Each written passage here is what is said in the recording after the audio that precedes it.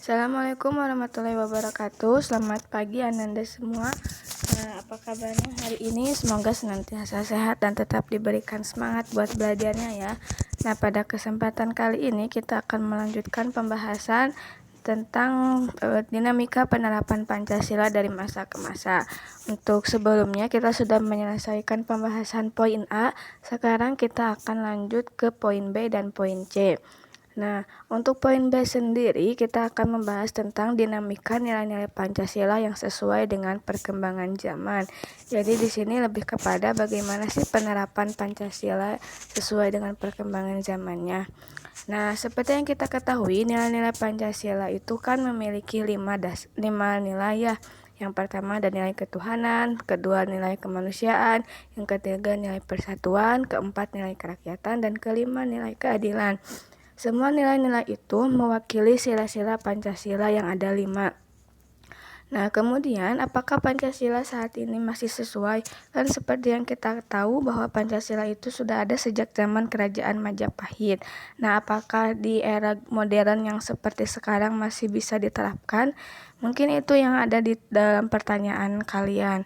Nah, ternyata walaupun Pancasila itu sudah lama ditemukannya, Pancasila itu masih sesuai dengan perkembangan zaman. Hal itu dikarenakan Pancasila merupakan ideologi yang bersifat terbuka. Apa sih ideologi itu, Bun? Nah, ideologi itu berasal dari dua kata, yaitu kata idea dan kata logos. Kalau kata idea itu artinya cita-cita atau tujuan, sedangkan logos artinya ilmu. Jadi kalau digabungkan, ideologi berarti ilmu tentang cita-cita atau tujuan yang digunakan dalam penyelenggaraan negara. Nah, Tadi kalian mendengar Bunda menyebutkan tentang ideologi terbuka. Ideologi terbuka itu apa sih? Jadi Pancasila itu merupakan ideologi terbuka karena nilai-nilainya diambil dari kebudayaan masyarakatnya sendiri. Jadi berasal dari masyarakatnya sendiri. Oleh karena itu, walaupun sudah berkembang zaman, nilai-nilainya itu masih sesuai karena memang berasal dari budaya Indonesia asli sendiri, bukan berasal dari luar. Nah, itu yang membedakan kita dengan ideologi tertutup. Kalau ideologi tertutup itu biasanya berasal dari seseorang atau sekelompok orang saja dan tidak bisa menyesuaikan dengan perkembangan zaman. Ya iyalah, kan berasalnya juga dari individu atau suatu kelompok sendiri. Jadi kalau kelompok itu udah gak ada atau orang itu udah gak ada, ya pasti akan hilang dengan sendirinya. Berbeda dengan ideologi yang terbuka, itu berasal dari masyarakat kita. Kan masyarakat itu selalu ada ya. Nah, itulah yang membuat Pancasila selalu masih bisa menyesuaikan dengan perkembangan zaman. Karena ya walaupun masyarakatnya misalnya tetap terus berubah, nilai-nilai Pancasilanya juga bisa menyesuaikan dengan perubahan tersebut. Nah,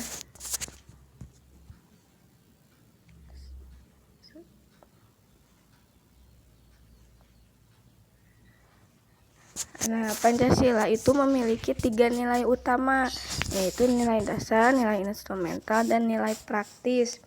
Kalau nilai dasar itu yang berlaku dalam aturan negara atau aturan tertinggi negara, yaitu aturan undang-undang dasar. Nah, sedangkan nilai instrumental itu nilai yang selalu menyesuaikan dengan perkembangan zaman. Jadi kalau zamannya sudah berubah, sudah lebih modern, Pancasila juga bisa menyesuaikan karena punya nilai instrumental itu. Kemudian nilai praktis ini ya yang diterapkan dalam kehidupan sehari-hari. Nah, kemudian ketika suatu ideologi diterapkan, yang tadi ya cita-cita atau tujuan yang digunakan dalam penyelenggaraan negara, itu ideologi harus memiliki norma juga atau aturan yang jelas supaya pelaksanaannya juga jelas. Pancasila memenuhi syarat ideologi itu karena memiliki 3 dimensi, yaitu dimensi idealisme, dimensi normatif, dan dimensi realitas. Dimensi idealisme ini berisi cita-cita dan tujuan negara, sedangkan dimensi normatif itu berisi hukum yang jelas, dan dimensi realitas adalah kenyataan yang ada di masyarakat. Kemudian, bagaimana sih perwujudan nilai-nilai Pancasila dalam berbagai bidang kehidupan? Nah, dalam bidang politik kita mengenal adanya pemilu yang jujur. Kemudian bidang ekonomi kita mengenal sistem ekonomi yang berdasarkan kekeluargaan. Terus bidang sosial budaya kita melestarikan kebudayaan daerah juga merupakan salah satu pengamalan Pancasila. Terus yang terakhir ada bidang pertahanan dan keamanan.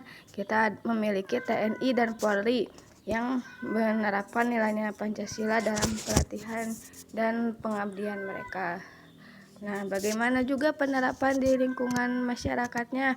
Nah, kalian bisa lihat ada lingkungan keluarga, contohnya kalian saling menyayangi anggota juga merupakan penerapan Pancasila. Terus di lingkungan masyarakat, kalian menjaga keamanan dan ketertiban di lingkungan kalian itu juga termasuk. Nah, kemudian di lingkungan sekolah, kalian saling menyayangi sesama teman, terus mematuhi tata tertib juga termasuk pengamalan Pancasila. Dan terakhir di lingkungan bangsa dan negara, kalian misalnya saling menghormati walaupun berbeda suku, terus kalian juga bisa saling menjaga persatuan walaupun berbeda bahasa daerahnya, itu juga termasuk pengamalan Pancasila. Nah, demikian penjelasan dari Bunda. Terima kasih atas perhatiannya. Wassalamualaikum warahmatullahi wabarakatuh.